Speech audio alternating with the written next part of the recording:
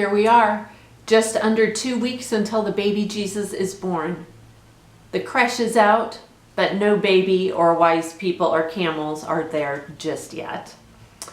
The Christmas tree is up and decorated. The lights are hung around the front door and on the shrubbery. The first round of packages have been mailed. Cards are in the process of being addressed and stamped. Children are anticipating one more week of school. Menus are being planned for Christmas dinner. Phew!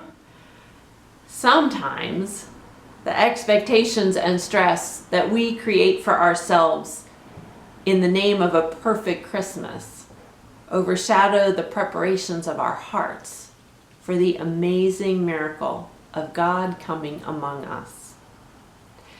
Today, the third Sunday in Advent, is Joy Sunday. Our often impatient waiting and all too frantic preparation are moving us toward anticipation, a different kind of waiting. That glorious, impossible joy we have been hoping for, longing for, is getting closer. Even as the church year is in a season of hope and joy, the world around us remains bleak. Worldwide coronavirus cases are higher than any point in the pandemic yet. Healthcare providers, grocery workers, educators, and so many other frontline workers are just plain exhausted. The stress of social isolation, work and school from home, plus the vigilance about our own physical health is taking a toll on all of us. Loneliness, depression, and anxiety are real and growing concerns for people of all ages. And here in Seattle, where we have just under 7.5 hours of cloud-covered daylight, heavy darkness is not just a metaphor. In the midst of so much heaviness and grief, joy seems like the last thing that comes to mind. And yet, joy is in our world as well. Joy. Something bigger, deeper, more profound than happiness. Happiness is good.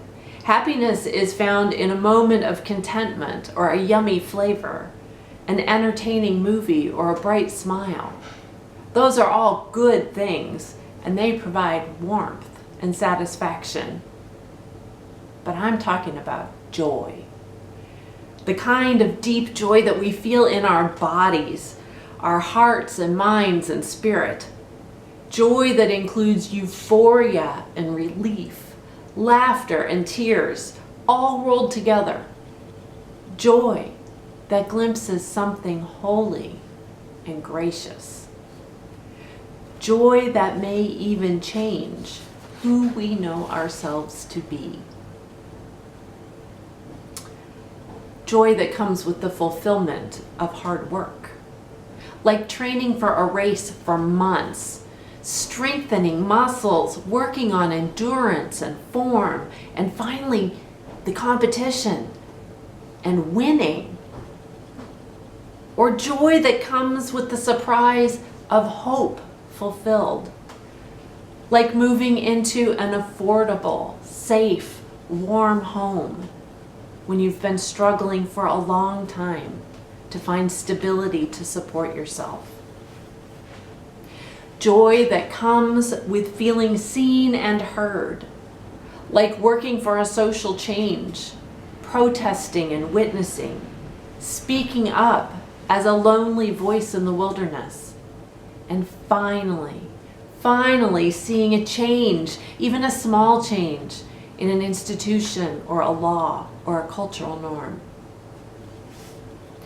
Joy found in those wow moments when we find ourselves surprised, delighted, incredulous, and deeply blessed by grace. Life-altering moments that change who we know ourselves to be, when we glimpse ourselves as God sees us and know that we are capable of doing and being and becoming more than we ever imagined. As you think about this past year, or even the last few years, I wonder where you have experienced a profound joy. A moment of fulfillment of faithfulness and hard work. Or a moment of deep grace. Or a moment of glimpsing yourself as amazing and beloved as God finds you. Take a moment to remember.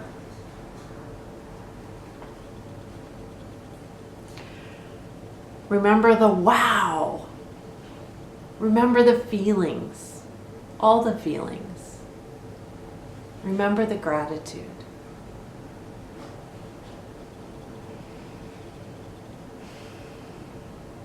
Even in the midst of grief, we can experience joy. Joy reminds us that we are not alone, not forgotten, that God surrounds us and never forsakes us, that trusting in God, aligning our hearts with God's, can bring joy of hope fulfilled.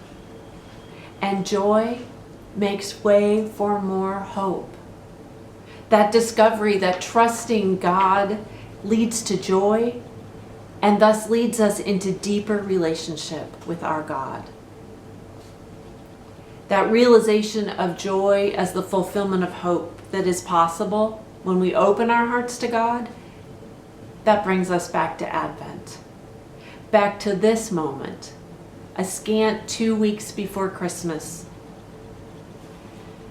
This week, I am encouraging you, even giving you permission to let go of some of the frantic preparations and claim a few minutes for you and God. Spend a few minutes reflecting on the joy you have known and wondering about how those experiences have changed you and your relationship with God. And then wonder how you might prepare your heart for more joy. And as you leave your God time, think about how you might share your joy with others.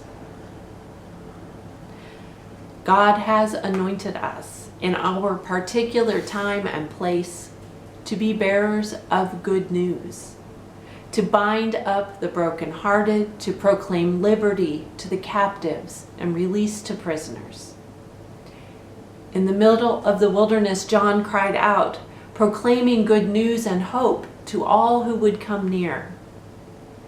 And the people came because they needed to hear about hope. They, like us and our world, needed to hear that God had not forgotten them. That is our message, our witness, our brightness to shine in a dark and heavy moment. God has not forgotten us and is with us. Joy comes again.